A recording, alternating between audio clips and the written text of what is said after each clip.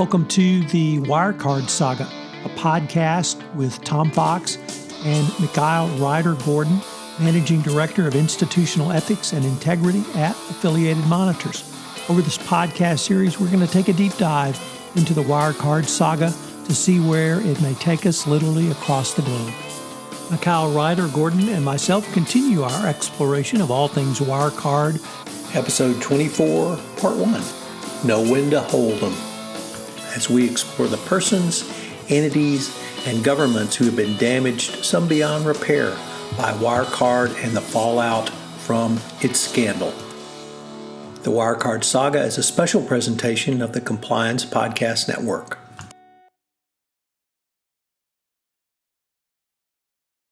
Hello everyone, this is Tom Fox. Welcome back to another episode of the Wirecard Saga, where I'm joined by my colleague, Mikhail Ryder-Gordon, Managing Director at Affiliated Monitors. Mikhail, what do we have today? Thanks, Tom. I know we had a little gap there whilst the Compliance Podcast Network moved into its swanky new studio. Congrats, Tom. But folks, we're back. I've got all new developments in the Wirecard Saga. And really, where would we all be with this political, economic, intelligence soap opera if everyone did their job? I'm calling this episode Know When to Hold 'em, because I'm going to finally take you listeners on the exploration of online gambling. So this episode, it's a two-parter because we dive into online gambling and Wirecard's nexus to it.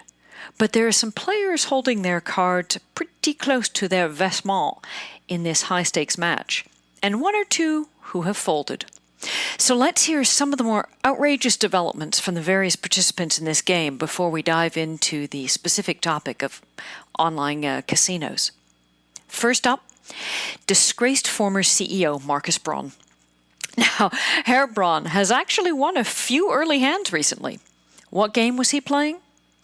Seems he sued insurance giant Chubb to compel them to pay out under Wirecard's D&O policy for its executives.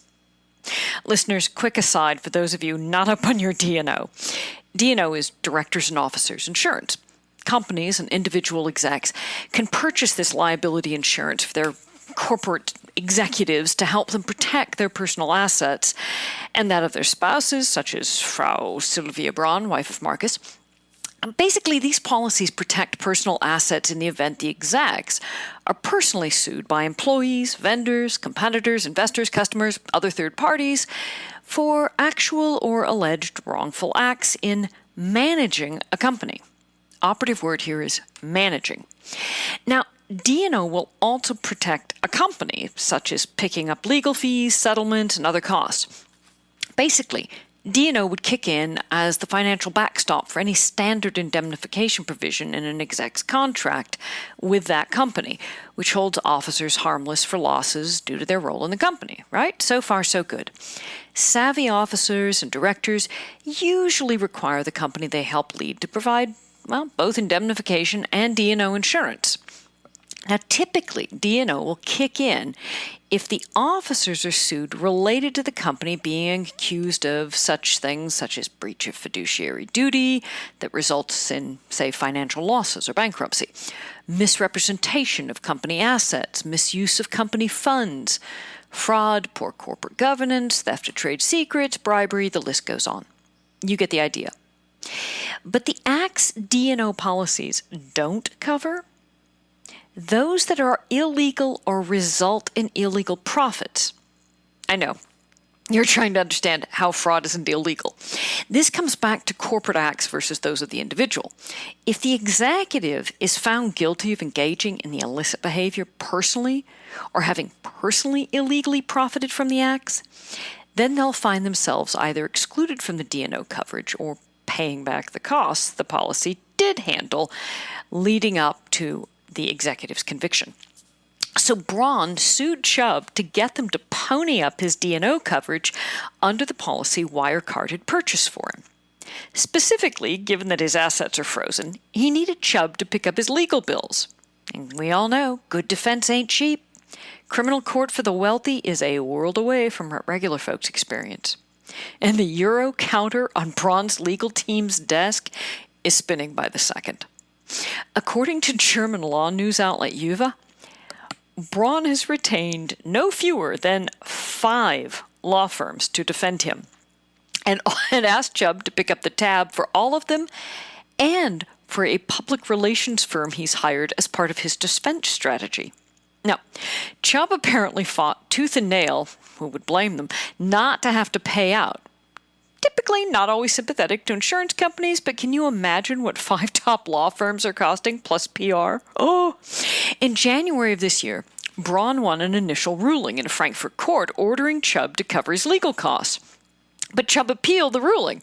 Now, that appeal is still pending, but that hasn't stopped Braun from suing Chubb in a couple of other D&O policy-related suits, 2 of which he won against Chubb just the other week.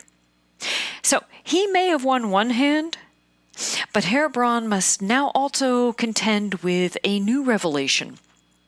Austrian news outlet Saga surfaced documents, witness statements, and photos proving a connection between Braun and Trevor Traina.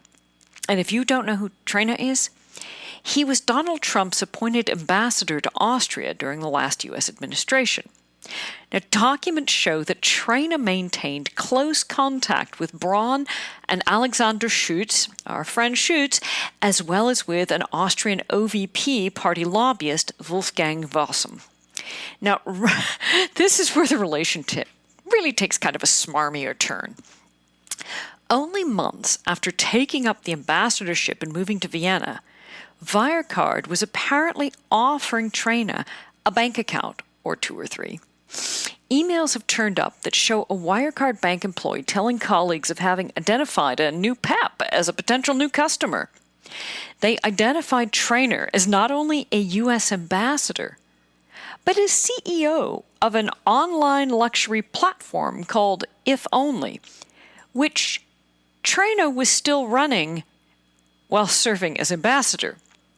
Now, If Only and Traina were both given Wirecard bank accounts.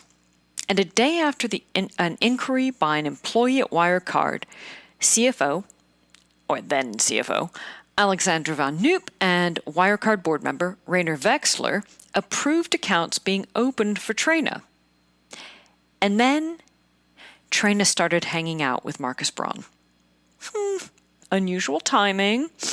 On multiple occasions, documents show Traina and Braun socializing on a personal level. In November and again in December of 2018, Traina is invited to a private, quote, Falstaff wine tasting hosted by Wassem, with Braun in attendance. Did Braun tell Traina he would not lend him a penny? Or was the world Braun's oyster to be opened with no penny to be had from Traina?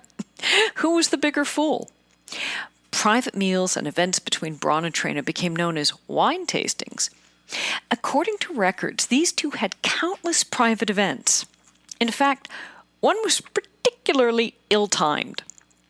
On June 18th, 2020, when Braun was replaced by James Fries after the Wirecard ship had hit its iceberg, days before the official implosion, Braun and Traina were on the calendar for tacos and cocktails.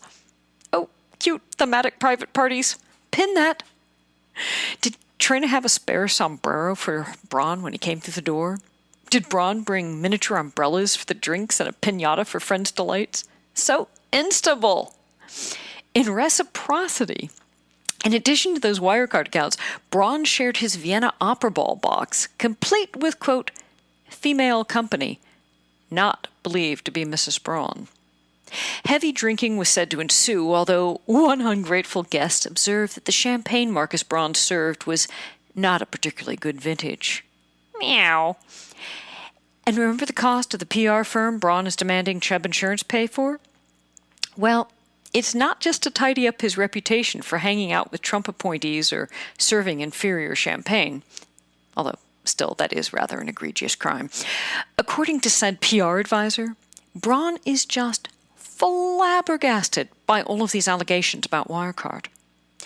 PR guru Dirk Matz told multiple German news outlets last week that his client Braun bears absolutely zero responsibility for the myriad of crimes Wirecard has been linked to. Those billions lost? Don't look at Braun. Completely innocent is the new refrain. Apparently, now that Dirk is telling us, it must be true. Dirk says Braun only learned of the frauds from reading the investigators' files. Oh, sure. A quote from Herr Metz. Marcus Braun attaches decided importance to the statement that he knew nothing of these shadow structures and embezzlements. Yes, Dirk, I expect Marcus does place decided importance on this claim of ignorance. Otherwise, he's facing decades of prison time. Just about anyone sitting atop the Wirecard pile of guano is likely clutching at straws and trying to emphasize their studied obliviousness to the crimes that emanated from that organization. Metz went on to say that Braun isn't a suitable key witness. Huh?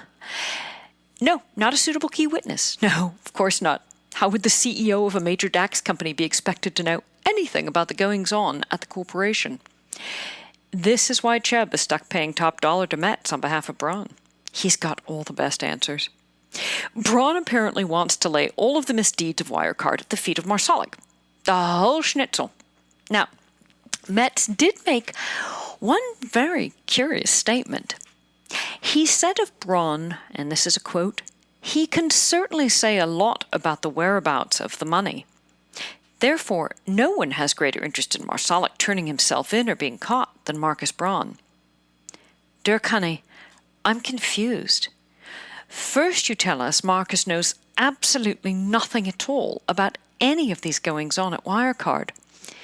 But now you say he knows the locations of the missing billions? If he knows where the proceeds of these frauds or crimes are being held, it suggests he knew quite a bit about how these monies were flowing out of the company. So which is it? Saint Marcus the innocent? Or Herr Braun the defendant, hoping to create doubt in the mind of the future judge who will hear this sordid tale by blaming the absentee co-defendant Marszalek? The old divide-and-conquer strategy. If it were just the two of them, said approach might work, but there are a whole lot of other people with versions of the story that aren't as flattering to Braun. Dirk, do you know there are other players in this game? You do know that, right? And speaking of stories that may not be music to Braun's ears, remember the insolvency administrator, Michael Jaffa? Well, he set off shockwaves the other day. How? He told German media he wants to reclaim the dividends paid out by Wirecard for the years 2017 and 2018. You know, the years Wirecard stock was through the roof and the payouts were, well, substantial. You see, under German law, when fraudulent companies file for insolvency, it is standard practice that the insolvency administrator correct the false balance sheets and consequently, also correct any tax payments and profit distributions. Now, the average Wirecard shareholder wouldn't likely have to cough up proceeds. But there is a provision in the DSW law, as it's known, that shareholders only have to repay profit shares if they knew or as a result of negligence did not know that they were not entitled to subscribe to the shares, that they were not entitled to receive them. If they knew of the fraud. Oops. Marcus better keep playing that innocent card. A substantial portion of the Braun fortune came from those dividends. Thus far, creditors and shareholders have filed claims for more than 12 billion euros. At the same time, a fundamental legal dispute about the claims of shareholders in the insolvency proceedings has arisen. Given that shareholders are essentially co-owners of a company, not creditors who have given loans, ergo, Jaffa has stated on several occasions it may be necessary to have the court clarify as to whether the shareholders have claims in the insolvency proceedings at all. And speaking of claims, thus far, some 280 lawsuits from Wirecard investors have been filed against EY in Stuttgart's regional court. Total ask? Roughly 42 million euros in damages, which Honestly, for a multi-billion-dollar Big Four isn't all that daunting. At least half of these cases, the court has referred them to the Munich courts, although Stuttgart's going to keep examining the remaining examinations for many of the other suits.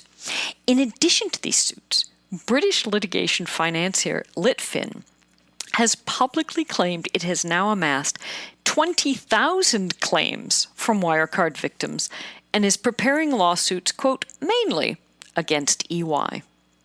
Litfin told the press, "Don't worry, we're also looking at suits against Wirecard, the company, and its former board members. And handling the litigation against EY on this class action? Pinsent Masons." So, do any of these claims stand a snowball's chance? As a matter of fact, EY has lost a number of hands of late in this tournament.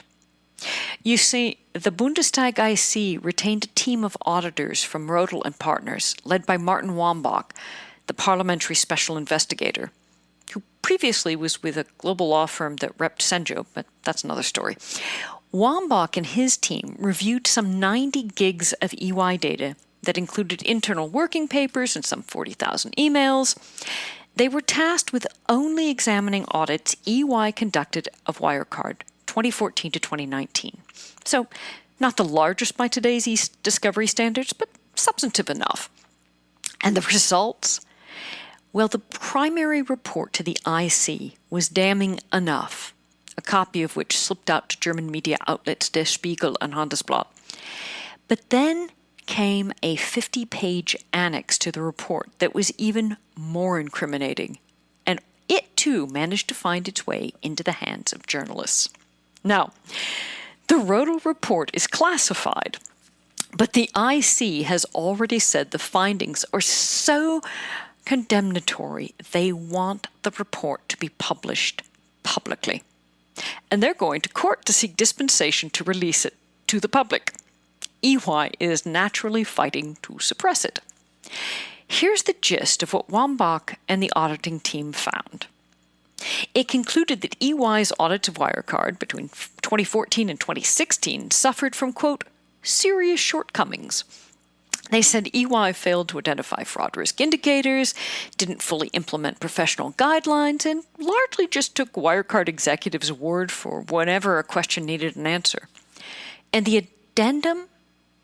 It spoke only to the 2018 audit EY conducted of Wirecard. Key findings, minimal data upon which EY relied. Bottom line, they phoned it in. But there's more.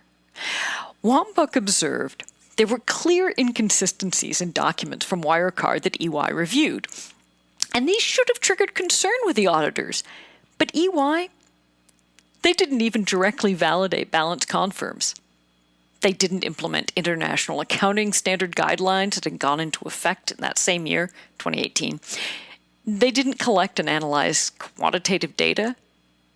In fact, Wambach confirmed that EY never checked Senjo or Al-Alam, Wirecard's primary TPAs that triggered this whole disaster.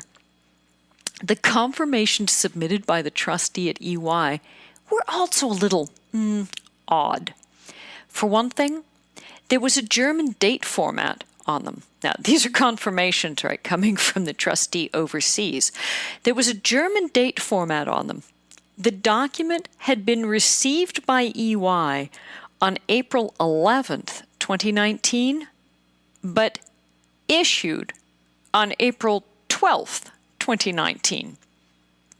Was this some adjustment for crossing the international date line? And this oddly dated statement only confirmed balances but did not note account numbers or the bank holding the account. Like, seriously, the confirm didn't have a bank account number or even a bank name on it. It was just a balance with a post date. How does that work? And but EY thought that looked okay. As Wambach dryly noted, all of this could, quote, cast doubt on the reliability of the document. And it doesn't appear that EY bothered to investigate these anomalies. In fact, turns out EY never even checked the balance of the trustee account, said to hold some 976 million euros at OCBC Bank in Singapore. Nope, didn't bother. And then the Rodel report called attention to some seriously bizarre behavior by the EY audit team. And listeners, what do we always say on this show? You can't make this shite up. EY employees set about making test purchases via websites that were billed via Wirecard third-party partners. According to the Rodel report, EY employees had, for example, taken out a short-term subscription to AsianLoveAffairs.com for $10. The auditors also purchased Bitcoins and a breathalyzer, which they had shipped to EY's German headquarters in Munich. What the hell? Was EY using a high school teenagers to conduct this audit? Bitcoins, Asian porn site subscription, and a breathalyzer? This screams horny 15-year-old boy, not professional licensed auditor. Again, one has to appreciate Wambach's dry wit here. In writing about these test purchases, he notes, the quality of the audit evidence does not appear sufficient and appropriate. Really? Oh, you can't make this up. Now, whilst plaintiff's counsel is doing the cha-cha over this publication, the IC was livid. MP Florian Tonkar said, quote, "The addendum consists of 50 pages of dynamite for EY. The auditing shortcomings exceeded the committee's worst expectations." He expressed total disbelief that EY could have done so little and missed so much. MP Lisa Pons called the Rodel report appalling and then went on to say, "After today, it is hard to imagine that courts won't see gross negligence with regard to EY." Ouch.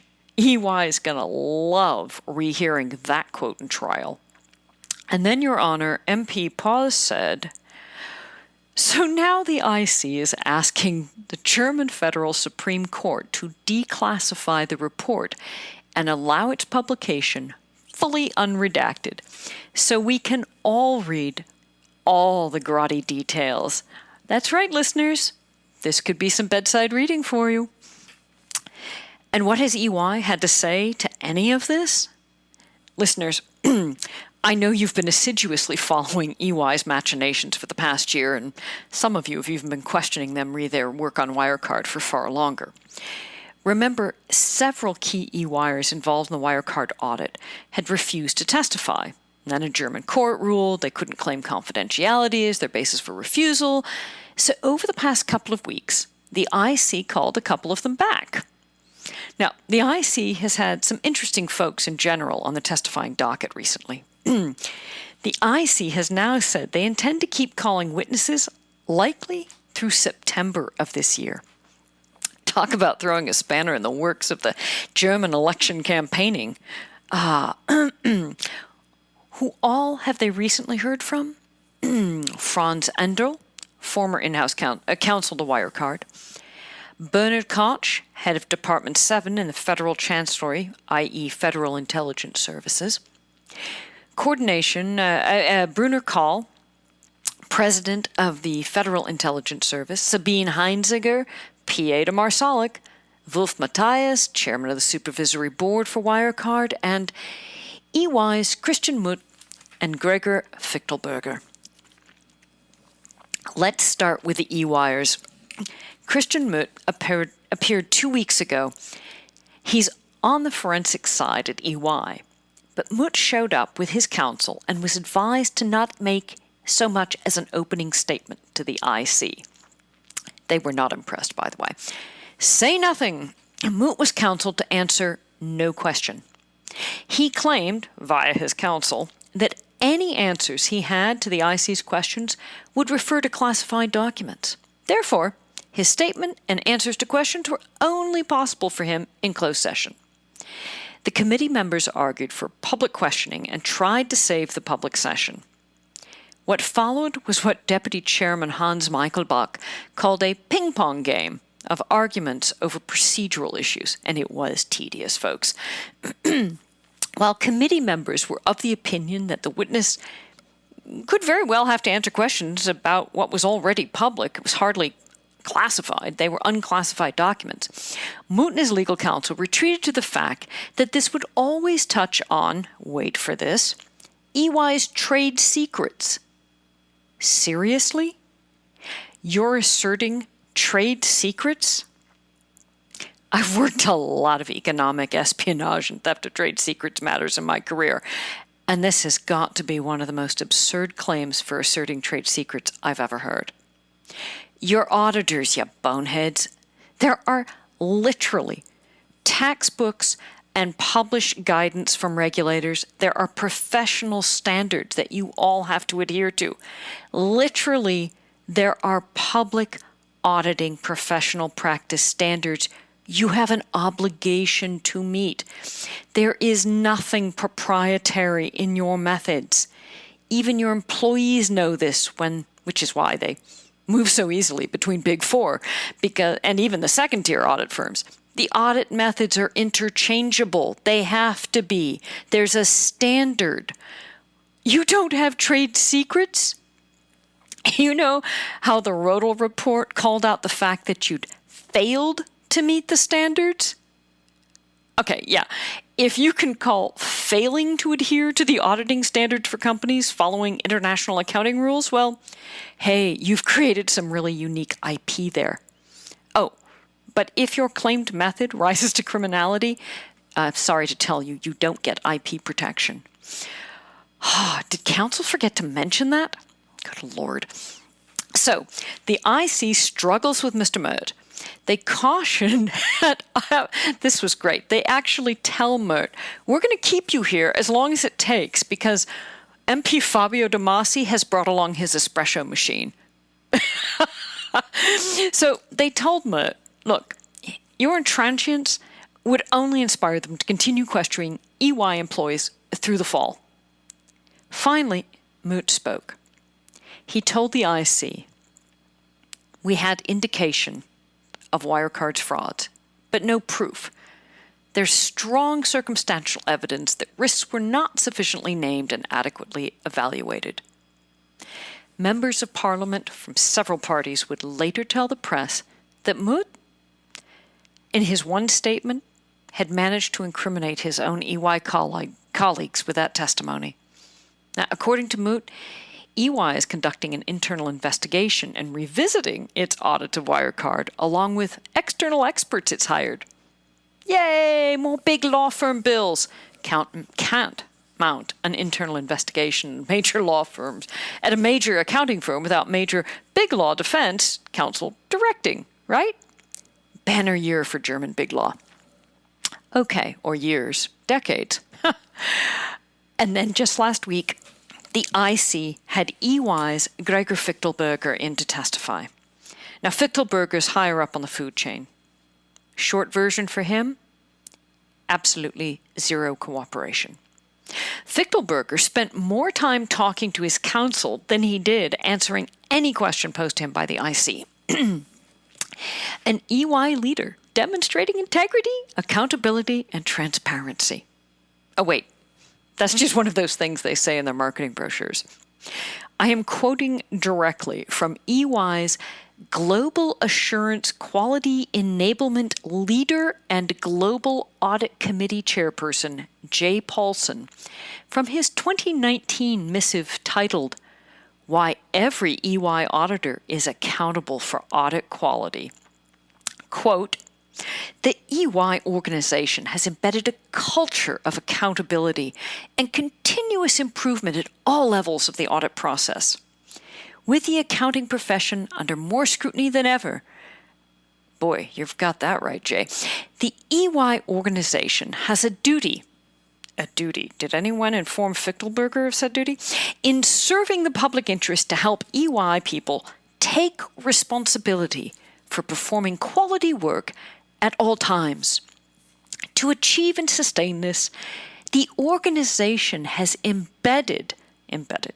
A culture of accountability at all levels of the audit process. A culture of doing the right thing, yada, yada, yada, etc., and so on. Fichtelberger seems to have an unusual interpretation of what taking responsibility and doing the right thing means. EY actually issues annual transparency reports, so I can't help but wonder if their lack of cooperation with the Bundestag IC and Wirecard will feature in this year's report. When later asked about Wambach's report, EY's spokesperson stated the firm couldn't comment on the contents of the report as, quote, EY will incorporate the results of the investigator's evaluation into its own assessment of the facts, as well as the findings of the other investigative authorities. I love assessment of the facts. Is this one of those, like, post-fact, make-your-own-truth sort of assessments? Regardless of the outcome, EY claims it is, quote, working intensively on measures and initiatives to strengthen confidence in the quality of its audits. No doubt this total F-up will be transformed into an internal teachable moment while its managing partners continue to keep stum. But the IC did have greater success with Marsalik's formal personal assistant, Sabine Heinzinger. As Heinzinger had maintained Marsalik's diary for more than 7 years, she at least knew a fair amount with respect to the names of the business partners Marsalik kept company with, the meetings he planned, the trips he took. On the other hand, she knew almost nothing about the content of the conversations Marsalik had, or even Marsalik as a person. The day before he vanished, Marsalik had ordered a copy of his entire email archive. Yeah, Yanni needed his electronic Rolodex, promises made in writing, a reminder of what was said when. So on June 17th, 2020, he walked off with his complete archive. Almost sounds as if he's planning his defense, or wanted to keep contact details of all those he needed to send notices telling them to shut down their offshore LLCs and bank accounts.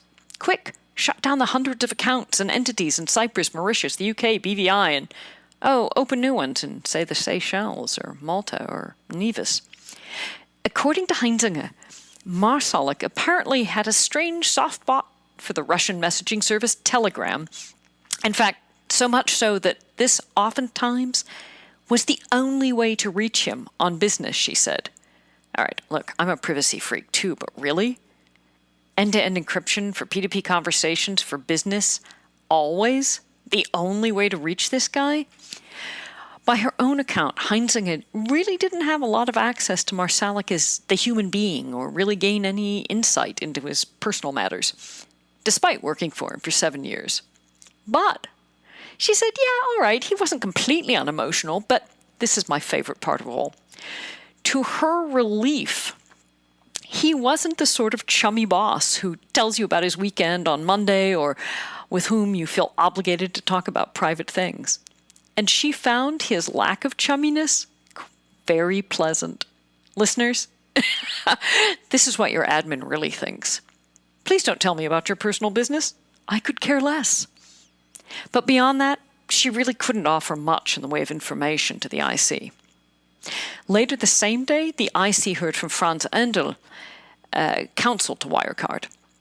Now, he said he'd been approached by Wirecard in 2016 to defend them against, the alleged market manipulation, those pesky short sellers. And he had maintained a long-standing, trusting working relationship with Munich senior public prosecutor Frau Baumler-Hassel. And so, claiming to have known her for nearly 15 years, he reported to her the Wirecard's alleged concerns of being attacked by said short sellers. The threats perceived by Wirecard in this way, he said, he took very seriously. At the time, people at the firm believed in his client's story. And he, quote, forwarded things as I saw them to the public prosecutor's office, specifically Frau Baumler-Hassel. He had described the acute threatening situation to her. I didn't sort things out. Whether things were fake, I don't know. I can't accuse the client of supplying me with fake things.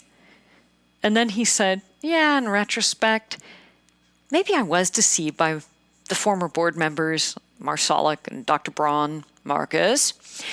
Yeah, now come to think of it, he mused to the IC, in hindsight, maybe some professional skepticism wouldn't have gone amiss. Well, if that didn't put the IC off, let's hear what some of the other interviewees had to say.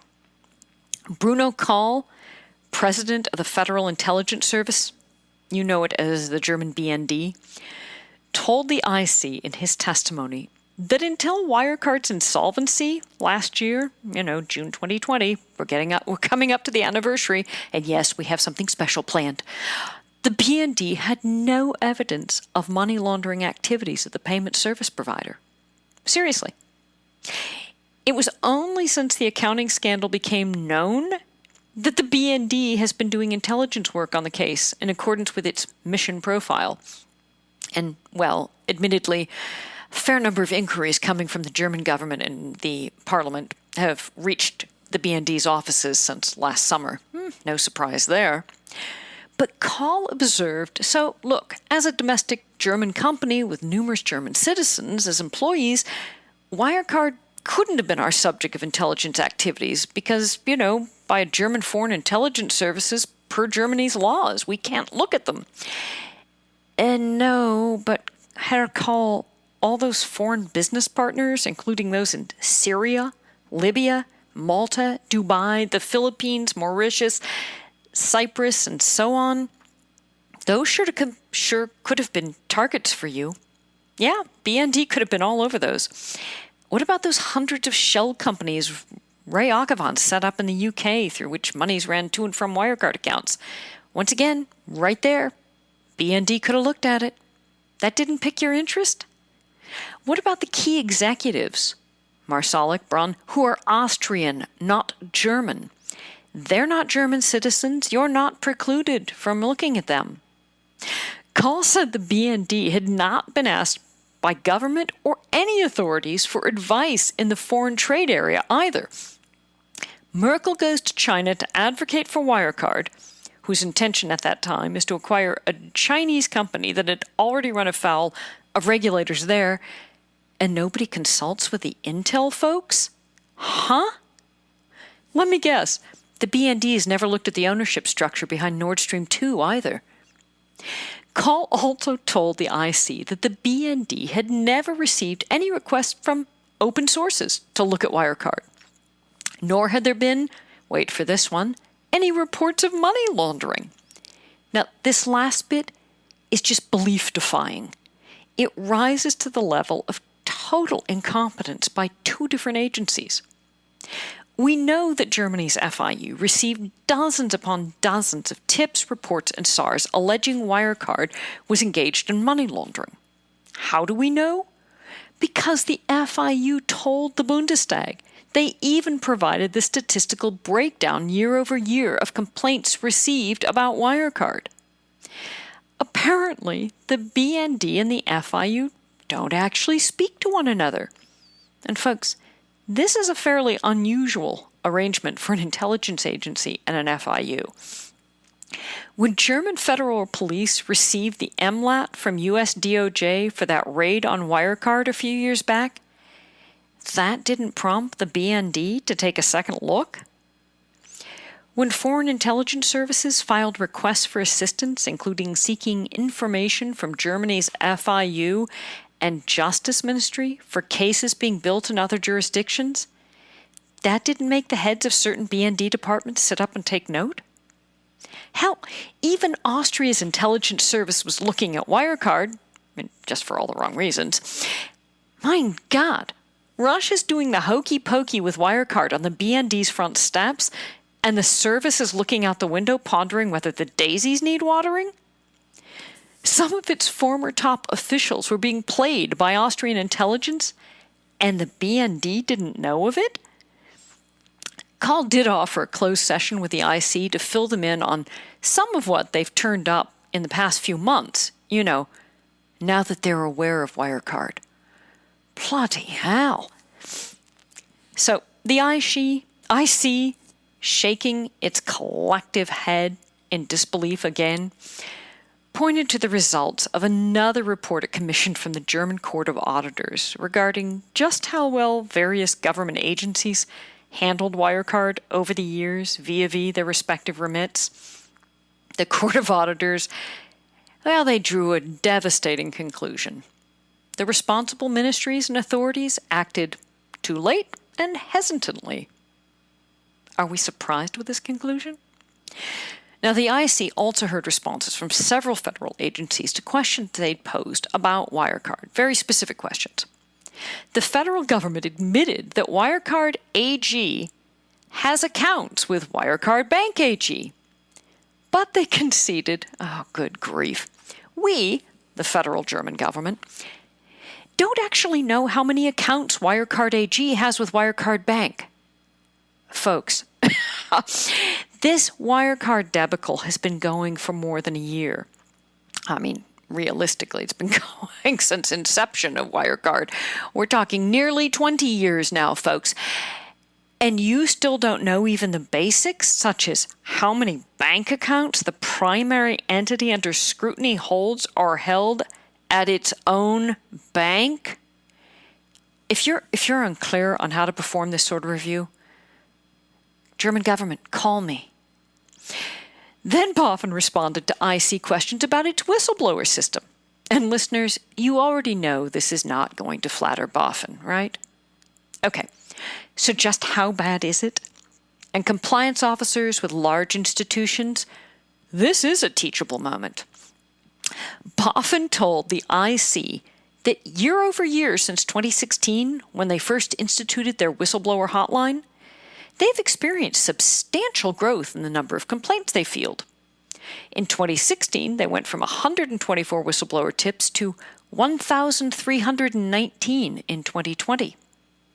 Now, they identified 224 of that 1,300 plus as being irrelevant or lacking merit, leaving them with 1,095 tips to investigate further. And to handle these exploratory investigations, BaFin cheerfully told the IC they have fewer than 3 people assigned. Yeah, their written response to the IC stated they had staffing of 2.89, not quite sure how you do that with a human, full-time employees to handle the 1,000-plus legitimate whistleblower tips they've received last year. BaFin even employed an external consultancy to attest to their appropriate handling of whistleblower complaints. But unfortunately, the consultant's report identified a number of deficiencies.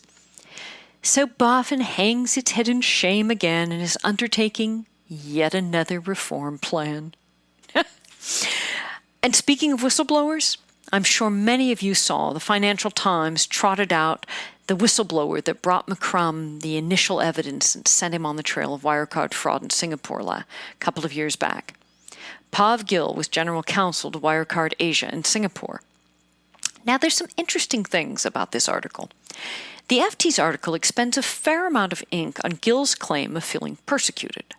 He says he was forced out of the company after Wirecard stonewalled an internal investigation, after only having been in-house counsel for less than a year at Wirecard Asia. It's an interesting account, as the internal investigation Gill refers to is that which ultimately led to the Raja and Tan report, which was published in May 2018, only months after Gill had joined. The prompting of the investigation by the Raja and Tan? 2 Wirecard employees alleging fraud within Wirecard Asia. So while supposedly the internal investigation was stonewalled, the R&T report was published not long after Gill joined. It was already in progress when he came on board. And he would leave Wirecard in October 2018, long after the report had already been completed. And it wasn't Gill who led the internal investigation. It was the Deputy GC for Compliance, Dan Steinhoff. What the FT article doesn't discuss are Singapore's regulations of attorneys under that country's Evidence Act. Specifically, Section 128 provides that no advocate or solicitor is permitted, without their client's express consent, to disclose any communications made to them in the course, and for the purpose of their employment as such advocate or solicitor, by or on behalf of their client, or to even state the contents or condition of any document, or to disclose any advice given in the course and for the purposes of such employment. And this prohibition extends to legal counsel employed by corporate entities as defined under Singapore's Companies Act. Now, understand, in many jurisdictions, there is a crime fraud exception to the attorney-client privilege. Often federal-level laws prevail over ethical rules governing the scope of attorney-client privilege and confidentiality. But Singapore, under its legal professions or professional conduct rules for lawyers, the exceptions to the client confidentiality rules only provide a crime fraud exception in judicial or other official proceedings. Now, this is not to suggest Gill should have brushed the concerns at Wirecard Asia under the rug. Far from it. As a lawyer, first and foremost, one is an officer of the court, and that confers certain obligations above those of the client. But it does raise questions about violations of the professional conduct rules. Gill admits to not only leaking documents to the FT, those which supported false business partners and invoicing, and eschewing taking his concerns and said evidence to Singaporean regulators, but to also engaging on social media under a fake name and getting into Twitter flame wars with others online. And here we wonder why whistleblowers sometimes get a bad rap. One can't help but wonder why Gill, an attorney, thought only of the Singaporean police, an option he says he dismissed, and then turned to the FT rather than taking it to the logical regulator, the Monetary Authority of Singapore, known as MOS. Gill gave the FT the Raja and Tan report. But we know from a motion filed by the Singapore Attorney General's Office back in March 2019, Singapore's Commercial Affairs Department, from their investigative wing, had already received information about and were investigating Wirecard Asia back in early 2018, maybe earlier. R&T's Raja and Tan's report findings were made public when the law firm sent its letter to Wirecard's board back in March 26, 2019. But in the FT story of Gill, no mention is made of the dozen or so other whistleblowers who reported Wirecard over the years prior to and concurrent to 2018, and who didn't take their stories to the press, but to regulators in different parts of the world. In fact, they also neglected to mention the report on Wirecard Asia and the Dodgy O'Sullivan connections the Southern Investigative Reporting Foundation had already published back in January 2018. And speaking of cooperating with authorities, over in Austria, the Vienna Public Prosecutor's Office appears to be making greater progress. Thanks to Martin Weiss and others who have been detained related to the BVT and Wirecard scandals in that country, new charges, bribery charges have now been brought against Marsalik. I'm sure he's really sweating this one. The public prosecutor in their filing has alleged Marsalik paid bribes to Austrian officials, including those in the Austrian Federal Criminal Police Office. And he's also charged with inciting Austrian officials to abuse their official authority. Gosh, add another crime against Wirecard. Only hardly going to be a penalty, right? Austrian authorities have confirmed that much of the information Marsalik and Wirecard obtained from those bribed officials was used to build up Wirecard's business. Oh, well, gosh, I guess that would meet most provisions. And the core business confirmed by the authorities? Wirecard having generated most of its revenues from third-party providers of porn and gambling. And with that, listeners, let's head to the table and get some dice tumbling. Tom, we're going to close this first part of the episode out. Listeners, it's time to shift to part 2 of this episode, Know When to Hold 'em, because we're about to delve into just how deeply Wirecard was entwined with the online gambling world. I'm Mikhail Ryder-Gordon. You've been listening to Lies, Spies, and Corporate Crimes, the Wirecard Saga, on Tom Fox's award-winning Compliance Podcast Network. I'll see you in part 2 of this episode, where we're going to spin the wheel of fortune and the goodies on offer. Get your cards in a row. Stack them up and stack them high. Get your chips wagering. Let's go. Hello, everyone. This is Tom Fox. I'd like to thank you for listening to this episode of the Wirecard Saga. The Wirecard Saga is a special production of the Compliance Podcast Network and a proud member of C-Suite Radio. Thanks so much for listening, and we look forward to visiting with you again in the new year.